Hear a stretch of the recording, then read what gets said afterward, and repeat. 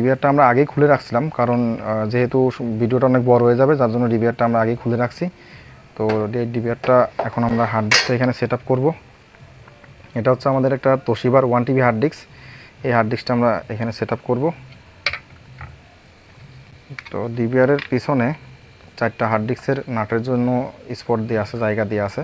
এই জায়গাতে আপনারা এইখানে 4টা স্ক্রু লাগাই দিলে পরেই এই হার্ড ডিস্কটা সেট আপ হয়ে যাবে। তো আর একটা জিনিস অবশ্যই খেয়াল রাখতে হবে, হার্ড ডিস্কের যে পয়েন্ট, হার্ড ডিস্কের যে কানেকশনের যে পয়েন্টটা, এই পয়েন্টটা কিন্তু অবশ্যই এই সাইডে ডিভিআরের যে আপনার সেট আপ পোর্ট এবং পাওয়ার পোর্টের যে অপশনটা, এইখানে কিন্তু এই সোজা রাখতে হবে।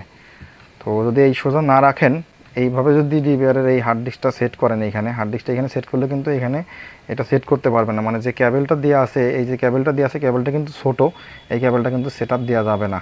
ক্যাবেলটা কিন্তু আপনারা এখান থেকে মাপে হবে না। তো যার জন্য হার্ড ডিস্কটা ঠিক এইভাবে বসাইতে হবে। আর ব্যাপারটা হচ্ছে ভাই, আমি প্রফেশনাল ইউটিউবার না, আমার ভুল ভ্রান্তি হইতেই পারে, আপনারা কমেন্ট বক্সে জানাবেন।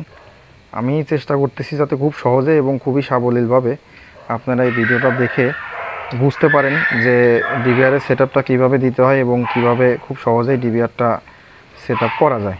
বাই, এটা হচ্ছে হার্ড ডিস্কের পাওয়ার পোর্ট।